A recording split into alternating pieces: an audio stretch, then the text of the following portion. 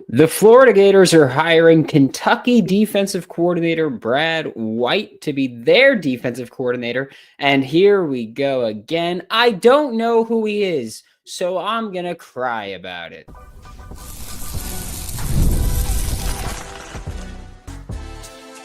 You are Locked On Gators, your daily podcast on the Florida Gators. Part of the Locked On Podcast Network, your team every day.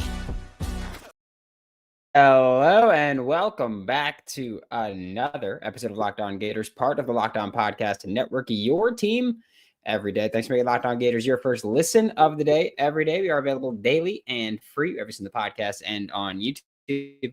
And the Florida Gators have announced or have not officially announced the hiring yet, but the Florida Gators are expected to hire Kentucky defensive coordinator Brad White to be their defensive coordinator. And John Summerall lied to us. He said he wasn't going to hire his friends. Wah, shut the hell up, man. Come on now. Okay, Maury said horrible DC hire. Tell me how. Good. Tell me how. I'll wait. Tell me how. Because that's the thing, right? That's what we're doing. There's so much of the fan base that when you're freaking out and you're crashing out, I'm going to let you know. I'm going to pull the curtain back personally for me. A lot of the fan base, when you're crying and pissing about who the hire is and anything, I don't respect it, nor do I care. Because I just listened to 3 days of a bunch of the fan base going, wah, wah, I don't like John Summerall. And then he gets behind a microphone, right? And he goes, winners win. I'm a winner. We're going to win. He goes, I want to put up points still, even though I'm a defensive guy. And everyone went, oh my goodness, we just might be back.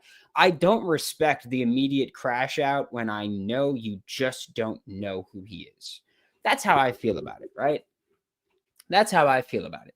If you don't know someone, that doesn't mean them that doesn't make them bad, right? That doesn't make it a bad hire if you don't know them. That's just you're uninformed. You don't need to have an opinion on everything, right? Brad White's a good DC. He is. He is. And I think it's very important to acknowledge that they've done a very good job for most of his tenure at Kentucky. Because don't forget, this is also a guy with, 6 years of SEC defensive coordinator experience? That's it. Again, Maury, you keep saying that. You keep saying that. It's just like saying John Summerall's Billy 2.0. I'm saying, why? Defend your stance. And then you just go, because he is. I don't respect it, Maury. I don't respect it. I'm going to be honest with you. Look, Brad White's a good DC. He's going to have a physical defense that also, I just want to point this out because I know people are going to go, well, these are the stats. Do I have to do this again?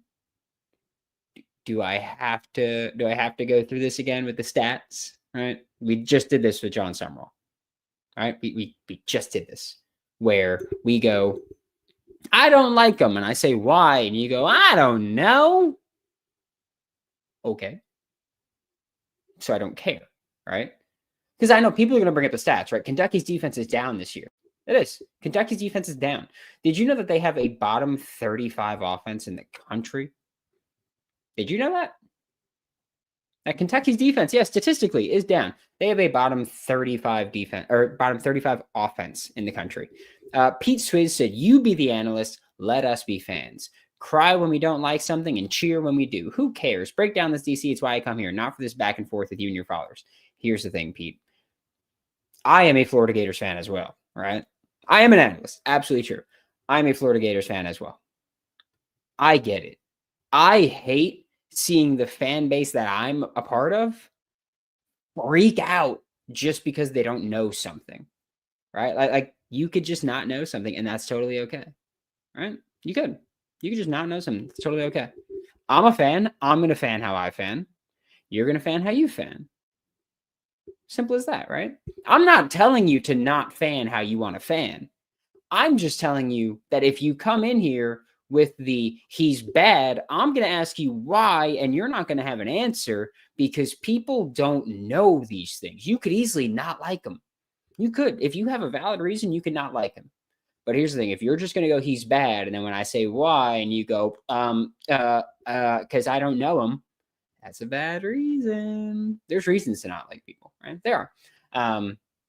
Like people could talk about how Kentucky's defense is statistically on a downswing this year, right? Because they are. And that's not surprising. Again, this is a defense that got poached, first off, right?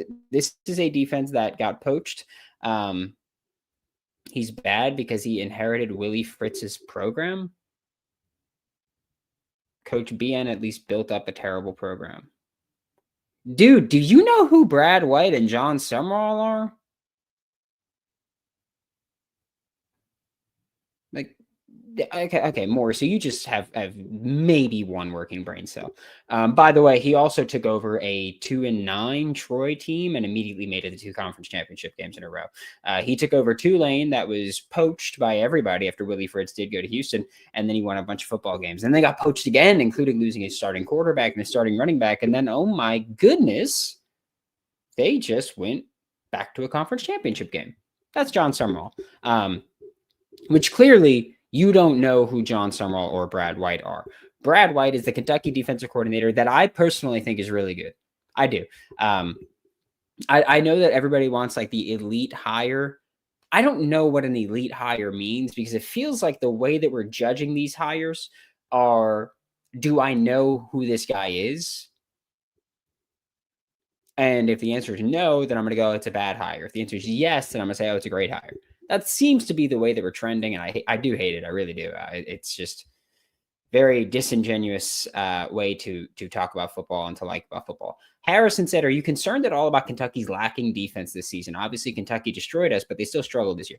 They still did struggle this year, right? And look, I'm not going to excuse everything, but I will say that this defense was still pretty good in a lot of areas, right? They were. In terms of per play basis, they were really good. And I do think that per play is very important to acknowledge, okay? I think that per play basis and percentage basis, great look, right? This defense did not allow many explosive plays, right? They didn't.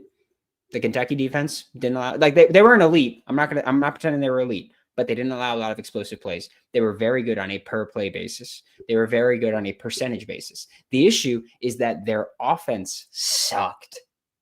Their offense sucked, and they were constantly on the field. Remember that?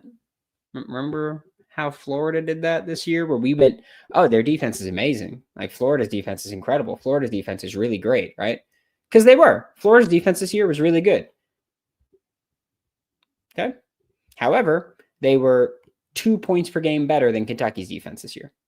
And every Florida Gators fan went, oh, this defense was really good. And the offense just kept putting them in bad spots. And so that's why the defensive stats look worse. Why do we only give that excuse to Florida? Why don't we give that to Kentucky as well? I'm genuinely curious with that because Kentucky's offense turned the ball over more per game than Florida's offense did. First live I have caught is 200 people on. Good. That's about, I want to say that's about average for, 8 minutes into it. But I'm just curious why we give Florida the Brandon, will you go live after the Duke Florida game today? Yes, I will be going live after tonight's game between Florida and Duke. But I'm just curious because so many Florida Gators fans wanted the context included. When people would say, oh, Florida's defense actually isn't that great, look at the numbers. A bunch of Florida fans would go, whoa. No. The defense is great. It's because the offense is putting them in bad situations. Why do we not give that same grace to other programs? I'm genuinely just curious. Like my issue is not people having problems with the hires. My issue is not people saying, I don't like this hire. My issue is that when I ask why, no one can say why. No one can tell you why. That's what I'm asking. That's all I'm saying. Right? That's all I'm saying. We give the Florida Gators defense all this like, hey, you guys, you fought hard and the offense just made things really difficult for you and you still allowed, 25 points per game. Kentucky turned the ball over more than Florida turned the ball over.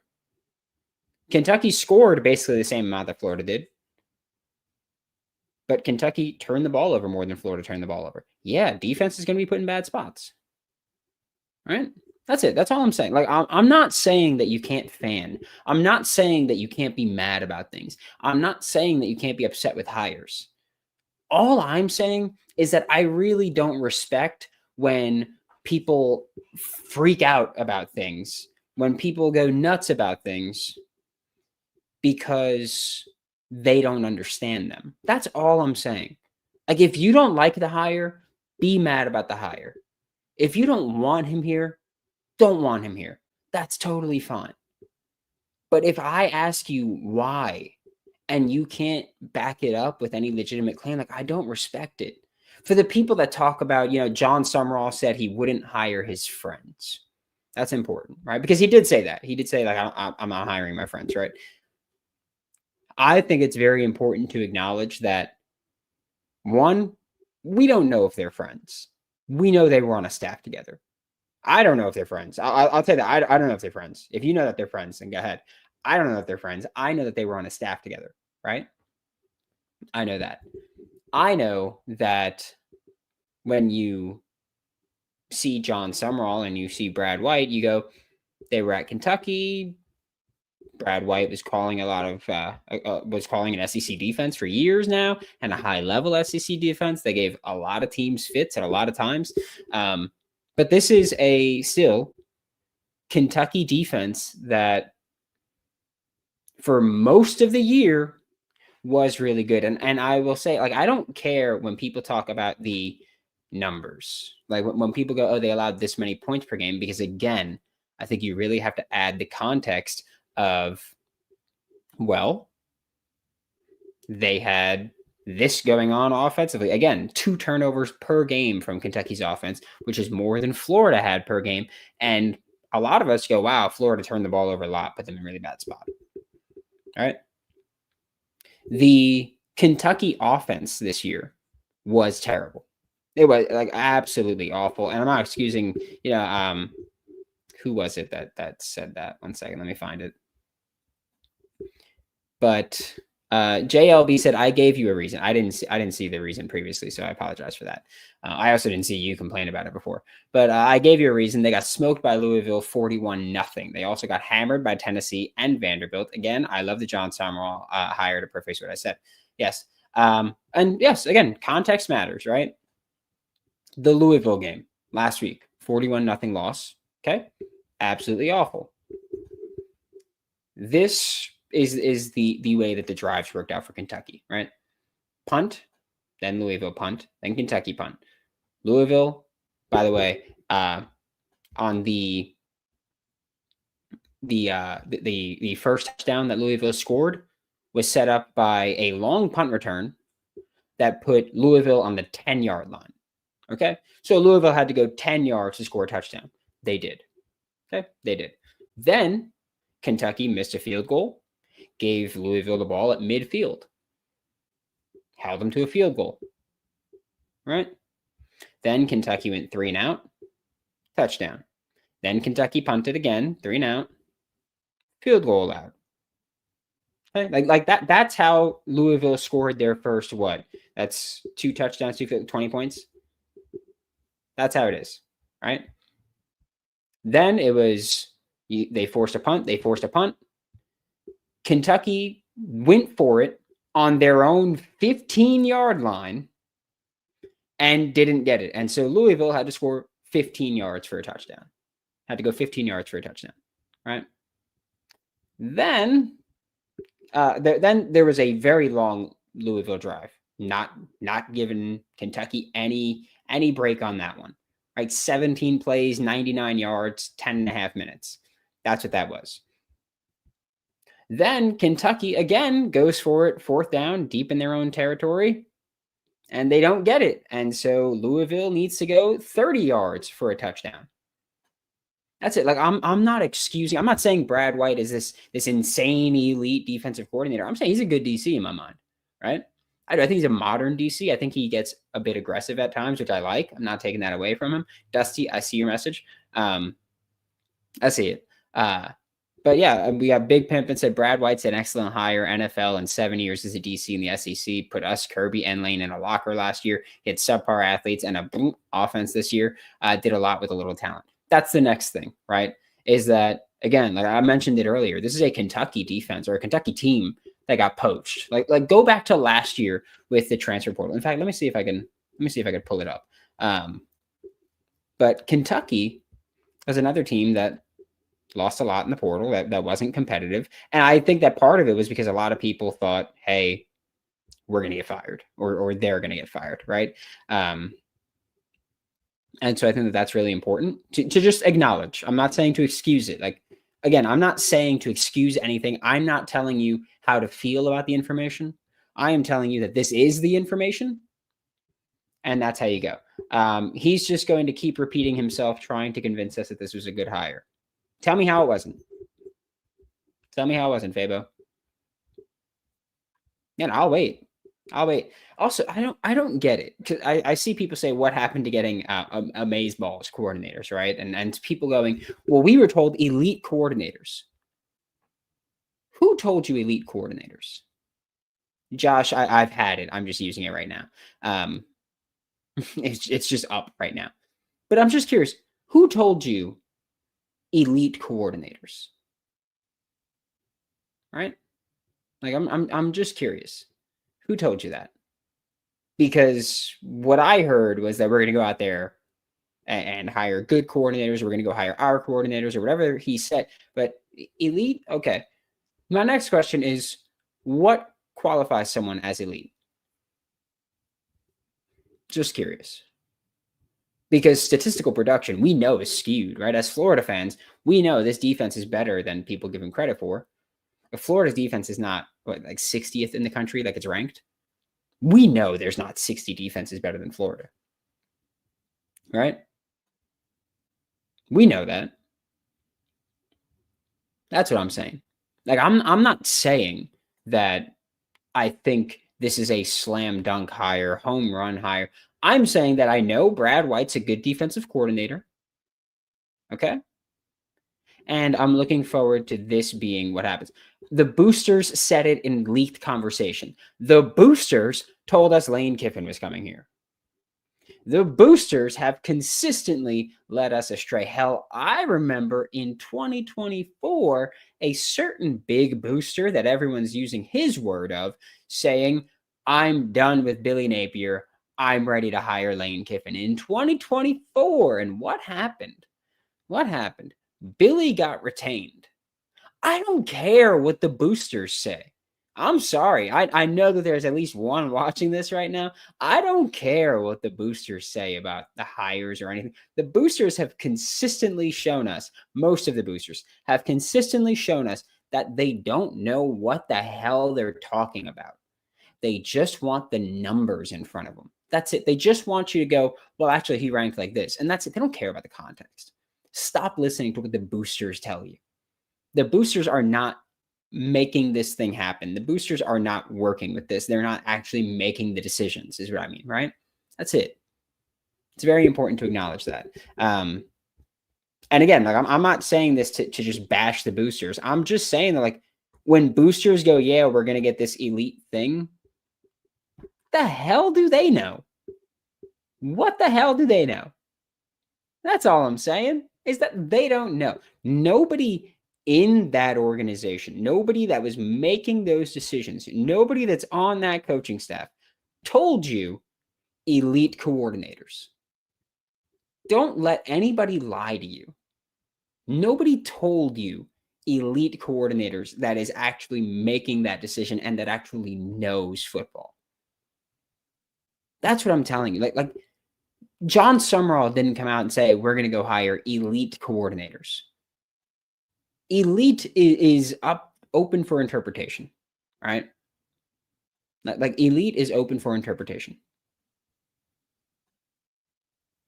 Elite is who's hot right now. That's it. Right? Like there's a ton of coordinators out there that are really good at their jobs, especially, like I've said this before, like I think that we're at a point where more coordinators are accepting I just might be a coordinator more than a head coach. And they're liking that. And like they're leaning into that because they can go, I can only need to worry about running a defense or an offense, and I can make a few $1 million per year. And I could just keep being really good at this. And guys are embracing that. And they should, by the way. Like being a head coach is not for everyone. And frankly, it's not as fun for a lot of guys. A lot of these offensive minded guys, like they want to go out there and they want to cook. Like they want to go out there and they want to cook on the field. A lot of these defensive guys, they go out there and they just want to coach football. That's it. That's all they want to do. Because looking at the hires has gotten us nowhere over the last 4 years. I don't even know what that means. Y'all saying trust the process is the same process that got us here. No, it's not. And also, I'm not telling you to trust the process at all. Yeah, I'm not telling you that at all. I'm not telling you to trust the process. Again, my only complaint is that people are judging things. And then when I say, why are you judging that? They go, duh, I don't know. That's it. Yes, it is, Brandon. I don't know what that's for. But yeah, I mean, we need to get to an ad break here and then we'll wrap up with the chat and the rest of the people that are mad about something somewhere. And it's always how it goes. We'll talk about it all when we get back with Locked On Gators. The holidays always feel a little easier when you know the perfect gift already, and Omaha Steaks makes it almost too simple, right? Whether you're treating yourself this season or sending something memorable to family and friends, Omaha Steaks delivers handcrafted perfection right to their door. And this week is the best time to jump in because their cyber sale is here and the deals are huge. Save big on unforgettable gifts with Omaha Steaks. Visit omahasteaks.com for 50% off site-wide and an extra 20% off select favorites during their cyber sale. And for an additional $35 off, use promo code COLLEGE at checkout. That's omahasteaks.com, promo code COLLEGE. Terms apply. See site for details. And the World Cup's coming back to North America for the first time since 1994. And with 48 teams, the first time ever, it's going to be massive, right? But let's be honest. Getting tickets, usually the hardest part. That's why Game Time is clutch, finally giving fans a real advantage when it comes to snagging seats. Because with Game Time, you can track price drops in real time, get alerts when great seats open, and buy tickets the moment they hit the app. And it puts the power back in your hands and makes going to the World Cup realistic instead of impossible. Take the guesswork out of buying World Cup tickets every match, concert, or event with Game Time. Download the Game Time app, create an account, just go Locked On College for $20 off your first purchase. Terms apply. Again, download the app, create an account, just go Locked On College for $20 off. Swipe, tap, ticket, go. Download Game Time today. Thanks again for making Locked On Gators your first listen of the day every day. We are available daily and free with us in the podcast. White is considered one of the best DCs in college football. Anyone who disagrees does not know football. Actually, I think that because I don't know who he is, I'm mad about it. That's what I'm going to say. I think that's the approach that the fan base seems to be taking right now. And so let's embrace that. Embrace ignorance, right? Anyone who is more than a casual will understand this is a great DC. Look, I'm not telling you that you're wrong. I think you're wrong if you think this is a bad hire, right? I'm not telling you that thinking it's a bad hire is wrong. I'm telling you that if I say why and you can't back it up, I don't care. That's what I'm saying. I don't care if that's that. Hey, Brandon, do you think Florida will bring in a portal QB to at least challenge DJ Lagway? Real competition makes players better. I honestly don't know. I don't know what the plan is there. To be just completely honest with you, I would hope so, but I wanted them to do that last year, and it didn't happen. And they also weren't going to make him compete, right? Why are we settling for steals instead of getting the proven hires? And when we can't, we need to hold those accountable. Okay. Brian, who would you have wanted? If anyone says Shield would, I will tell you this. I was told he recently signed another contract with Texas Tech, so I would mark him as off, right? I was told that. Blake Baker, he's probably either going to stay at LSU, where he now has Lane Kiffin's offense as a great cushion for himself. And he, like, that's the spot he's familiar with, probably going to be the highest paid defensive coordinator in college football, or going to be the head coach at Tulane. I feel like he's deciding between DC at LSU for Lane Kiffin or head coach at Tulane, his alma mater. And those are a lot of names. Phil Parker from Iowa. I don't think that's happening. Like, I just don't think he's leaving, frankly. Mark Stoops is a name that a lot of people mentioned, and I understand that. My theory for Mark Stoops is that he is either done, either still looking for a head coaching job, or is going to take a year off and hopefully replace Kirk Ferentz, or in his mind, hopefully replace Kirk Ferentz after next year at Iowa, where that's his alma mater. And so I think that's what it is with Stoops. So I'll say that. If there's any other names, I'll get to it when I get to it. I'm reading through the chat right now. You're going to talk about the Baker decommitment tomorrow, maybe. Look, I'm going to be honest with Carson Baker. He's been taking visits. You know, when Kentucky played Florida, he tweeted from the Kentucky official visit at halftime of the game. Like he's been taking OBs to South Carolina and tweeting about it. Like, he's out. That's cool. I don't follow. Look, I think he's a hell of a back. I do, but I think there's a lot of backs that can be classified as hell of a back. I think Carson Baker has speed that we probably will have difficulty replacing because he does have elite long speed. But we'll see with that one. Please answer one question. We desperately need a new QB. I tune in to watch you lose it on the chat and decent info. Yeah, I think that's what a lot of people have started doing. And like, I don't want to be known as the guy that's just like crashing out on the fan base.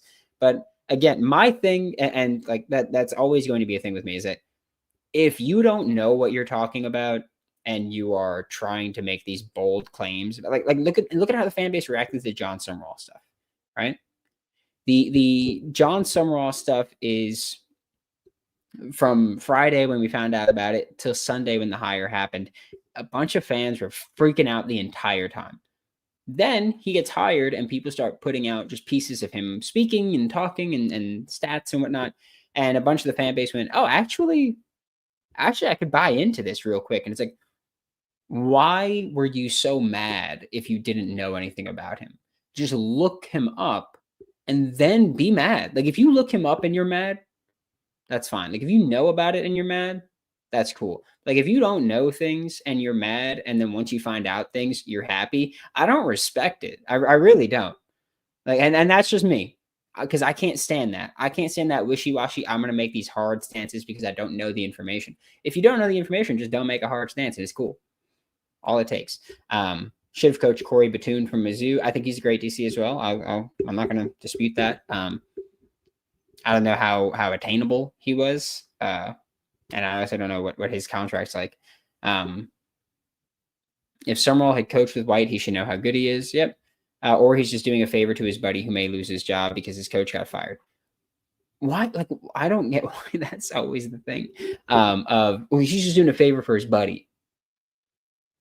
Look up every coaching hire or almost every coaching hire that happens. And go back and you can tie it to, oh, they work together at this spot. It happens all the time, whether you're talking about the best coaches in the country or the worst coaches in the country. Happens all the time where they hire people that they know how to work with. Because shockingly enough, if I know I work well with this guy and he's good, I'd rather have that than that guy's good and I have no idea how I'll gel with him because I've never worked with him and I don't know him. Like, again, I'm not saying that you have to say this is a good hire. I'm not at all. But I'm just saying, like you're complaining about, oh, because he hired someone that he worked with before. So does everybody. That's called football. Interesting. I'm just glad that now you got the concept of it. What happens to not hiring his friends? You don't know who he's friends with. He was on staff with him. Yeah, sure. You don't know if they're friends with him. You don't know that. But also, again, like I said earlier in the show, I think that what John Summerall has said in the past is that he's not hiring friends just because they're friends. He's hiring whoever he thinks is best for the job, and that he will tell friends, you are not the best for the job. That is what it is. I'm going to hire someone else. That's what it is. Like, do you realize how nonsensical it is to go, he said he wasn't hiring friends, so even if the guy's the best for the job, or even if he thinks the guy's the best for the job, he's not allowed to hire him because he said he wasn't hiring friends. It's the same thing as being mad at Scott Strickland saying, hey, we're going to look for a proven Power 4 coach and then hiring a group of 5 guy. And it's like, if that's who you think is the best, then that's who I want to hire. If it doesn't work out, it doesn't work out. But treat it like recruiting, right? If that's who this staff thinks is the best QB in the class, or that's who the staff has there as their number one target in the class, if you get him, then you got your number one target, and I will judge you on that, on whether or not that works out. But I'm not judging you based on my opinion of people. I'm judging the staff based on saying, all right, like, you wanted Brad White, he's your guy. I think he's a good DC. Will he work out of Florida? We'll see. But again, I think he's a good DC. That's that. I don't care that they were on staff together at Kentucky. Why would I give a damn about that? That's such a stupid thing to care about. I don't know. I think that, like, it's people just being mad and looking for reasons to be mad, and that's all I could think of. And again, I don't respect it. I would say that. Thank you. Enjoy your holiday seasons with your family. Yeah, as well to you. At this point in Gator football, I don't give a damn. Can we please finally get to the playoffs in the next 1 or 2 years? All this talking is pointless. It's a good hire now. If he gets a knockout OC, I'll be very happy. Yeah, I still need, I need the OC. I do. I think that's an important thing for me. Is that more important than DC, right? Because also John Summerall is a defensive-minded guy. He's the defensive coach. So he's going to have that. We should all be effing pissed with the direction of our team. And if that's crying, then you're not a true fan. Isn't it funny that the dude that's like, why are you criticizing me for feeling this way about a hire, is now criticizing everyone else because if you don't agree with him, then you're wrong? That's interesting, right? All I've ever asked people to do is be knowledgeable and defend your stance. You're asking people to fan the way that you want people to fan. Don't respect it. Don't respect it. I'm sorry. I'm gonna jump through some of this chat here. Let's see. So you're ready to depart the exact same mistakes we made 4 years ago. Tell me how they're the exact same mistakes. Tell me how. Because if you're going to say you hired a group of 5 coach from the state of Louisiana and then he hired a defensive coordinator that he was on staff with before, I'm going to lose it. I'm going to lose it. I'll tell you that. You can't blame fans on either side. This is what you get when the football program's been that for the last 15 years. Nobody's right or wrong. Everybody just needs to wait and see. Again, my stance is not that you can't feel how you feel. My stance is to just know what you're talking about before you start talking about things like definitively, right? That's it. All I'm saying, you feel how you feel. Maybe White is the opposing voice in some all respects, not that they're buddies. Forget firing Scott Strickland. Nope, fire him. So is Jim Knowles a bad DC? Didn't say that. I'm assuming you're asking because stats are down, right? I'm assuming that's what it is. And according to the fan base, probably, right? He said he would hire people he can work with and the best that he can work with. Yep, that's it. That's it. And like everybody else is like, I just don't. But he said that he didn't work. He said that he wouldn't work with his friends. He said that this. He said this. Like, oh my goodness, I would hate myself if I had that kind of thought process. Just because, again, I would hate it if that was my thought process. I'm not saying it's a great hire. I think he's a good coach. We'll see how it works out. I know that Kentucky's defense under him has been really good, right? I know that you're still going to see some of that earmuffs, if you don't like to hear it, that bend, don't break style. You're still going to see it. And that's another thing where people go, I don't want bend, don't break. Can you tell me why?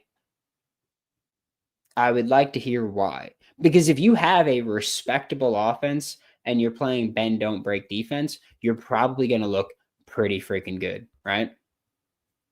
You are. You're probably going to look pretty good if you have a respectable offense and a respectable bend, don't break defense. You don't need to be, hey, we're going to turn everybody up.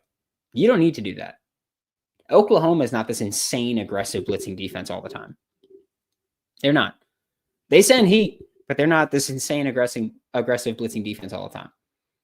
Alabama, Georgia, they're not this insane aggressive blitzing defense. I think that a lot of fans see a bend, don't break style and think that means, you're just fine giving up touchdowns as long as they come off of long drives. And that's not the sense at all.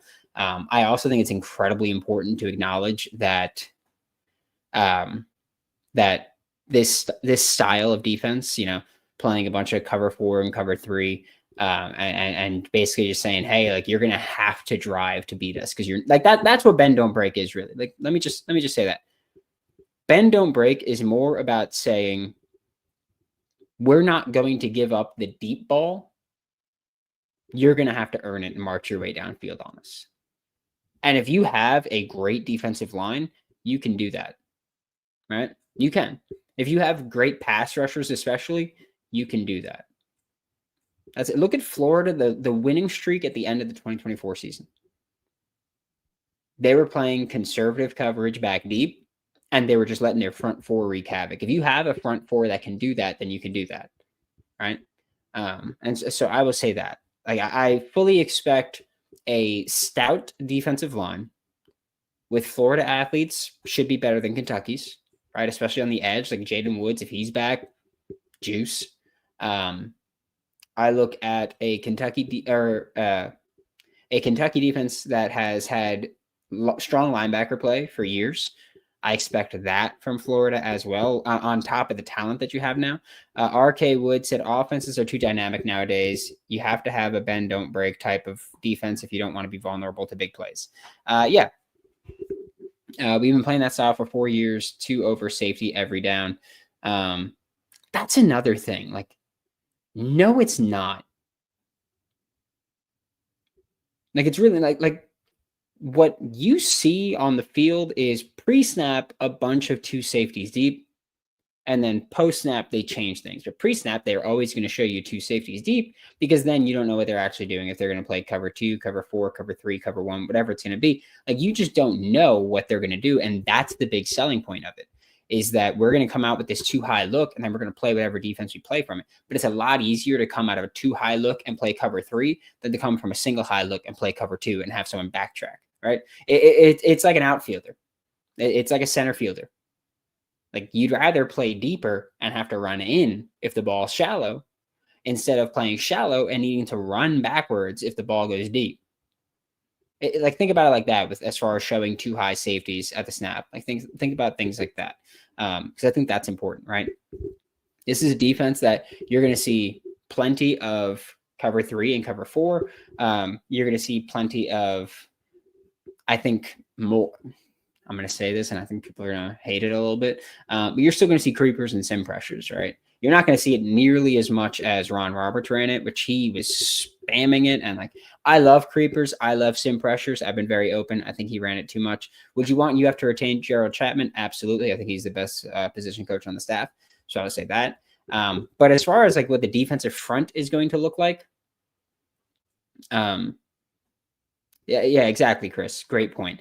I will say again, Jim Knowles left Ohio State for Penn State and is regarded as one of the best DCs in the country, yet Penn State had the 88th ranked defense this year. Does that mean he's a bad DC? No, it doesn't. Thank you. But as far as how the defense is going to be probably, I guess I'll say structured, you're still going to see very similar defensive front. Very similar defensive front. You're going to see probably more of the like inside linebacker / edge hybrid type. That's something that they've always done with Brad White at the helm and with Mark Stoops a lot. You're going to see still that nickel is still going to be. So in 4 years, John Summerall went from Troy, Tulane, and now us. Yes. Was Chapman on Summerall's staff at Tulane? I can't remember the timeline. No, Chapman was already in Gainesville by the time Summerall got hired there. Usually getting promoted quickly means you're good at your job. Interesting, right, Chris? Interesting. But yeah, so I think nickel, you'll still see that star type. So you'll still see that. I think you're still going to look for these long, athletic, physical corners. I think that's going to be the goal still there. Like, this defense is modern. It is honestly I think schematically it's a damn good defense. And isn't it crazy how every time Florida goes to play Kentucky, Florida fans, especially like in recent years, when Florida plays Kentucky, Florida fans get that sinking like feeling, that just like pit in your stomach where you go, oh, Kentucky's defense knows how to just grind this out and make this difficult. Now that's on your team. Like, you get to be happy about that. And again, like I said, like you're still going to see DNs drop into coverage every now and then. It's not going to happen nearly as much as it did with Ron Roberts, and I'm grateful for that. Again, as someone that likes the Ron Roberts scheme, got a little bit away from him there with the edges in coverage. I think that Brad White's a good hire. I think Brad White's a good defensive coordinator. As far as everybody going, oh, but he said elite. Okay, no, he didn't. Just throw that out there. He didn't say elite. Boosters and fans said elite. And then everyone else ran with it. And when they don't get a guy that, by the way, you qualify as elite, but a bunch of people, or that you don't qualify as elite, but a bunch of people will, then people will say, wow, we were told elite. And it's like, no, you weren't. You believed elite because people outside told you elite. Come on now. Come on. I mean, that's just silly. I just can't do it. Any names you would like for OC? Cade Bell's one. Buster Faulkner would be at the very top of my list. If I were making this decision, I would say a top 4 would be Buster Faulkner from Georgia Tech, Cade Bell from Pitt, Colin Klein from Texas A&M, and like I've said so many times, and will continue to say, Jake Peetz. He's the passing game coordinator for the Seattle Seahawks. He was LSU's offensive coordinator when Tyrion Davis-Price ran for like 300 yards on Florida. I think he does a hell of a job, or did a hell of a job calling plays. He has college experience. He could work. And he spent a few years, up until going to Seattle, he spent a few years under Sean McVay. And so I would gladly take a McVay disciple running my offense without a shadow of a doubt. So I would say that. Yeah, Todd Bowles drops Vita Vea in coverage. It's the modern defense. It's what happens, right? It's built to cause confusion. That's what it is. It's built to make a quarterback go, oh, wait, if that guy's dropping, who's rushing? Like, where am I not seeing this rusher from, right? Because if I'm a quarterback, and I'm going to be back here. If I'm a quarterback and I'm looking at the defensive front, they're not showing blitz, right? They're not showing blitz. There's 4 on the line. There's 2 linebackers. There's a safety or a star. There's the 4 regular DBs, the 2 safeties, 2 corners out wide. If I'm looking there and I'm like, all right, especially for RPOs a lot of times, but if I'm looking at what I see from this defense and I'm like, all right, I got a slant coming across. I got whatever I have going on. And we take the snap and then a DN drops into coverage. And I see that, I'm going to say that DN dropped into coverage. Someone is still rushing. They're not rushing 3. Someone's coming from somewhere, and I don't know where. And so I need to get rid of this ball, or I need to trust that everybody's got my back, or I need to take off running and take that myself. Like it's forced to make quarterbacks think more. It's forced to cause confusion. It works especially well on the college level compared to the NFL because college quarterbacks are not as smart as NFL quarterbacks. They're not as fast mentally as NFL quarterbacks. And I think that that's the really important part when you understand why teams do that, is that that's what it is. It leads to the Mekhi Boyroe interception against Mississippi State. It leads to the Jaden Woods interception. It leads to the Jack Pyburn last year had a pick, dropped in cover. Like things like that work against quarterbacks in college because they don't know, right? And I think that that's really important to acknowledge, is that things are different than the NFL. Things are different in the SEC to the Big 12. It's also one of the reasons that I'm a bit skeptical about like a Big 12 DC. And it's why I don't want like an air raid offense fully, like a full air raid offense, because the SEC is different. And a lot of those full air raid guys are in the Big 12 or in the ACC. Things like that. And so when I'm talking about what these teams can do, and I'm talking about what this defense does, like I look at Brad White and I go, that's a guy who Florida's defense or Kentucky's defense, whenever they played Florida, we'll say, was never out physical, other than maybe 2024 when Jaden Ball ran for 5 touchdowns, right? But if it's that easy, why didn't it work for us the last 4 years? Florida's defense was not bad this year. Florida's defense was not bad last year. When you got a good DC, a good defensive play caller, it started working. Right? When you had Austin Armstrong, it wasn't working. He went to the Big 12. His defense is doing a lot better. When you had Patrick Toney, it wasn't working. He went to the NFL as a position coach. Like, you have a DC that knows how to run it and it works. It got away from Ron Roberts here. It did. Too much of the edges dropping in coverage, too much of the safety blitzing. Or the star blitzing. Too much of it. Got away from him. Okay. But I look at a Kentucky defense that I say every time I've watched them, they've done a really good job of causing fits offensively for teams. All right.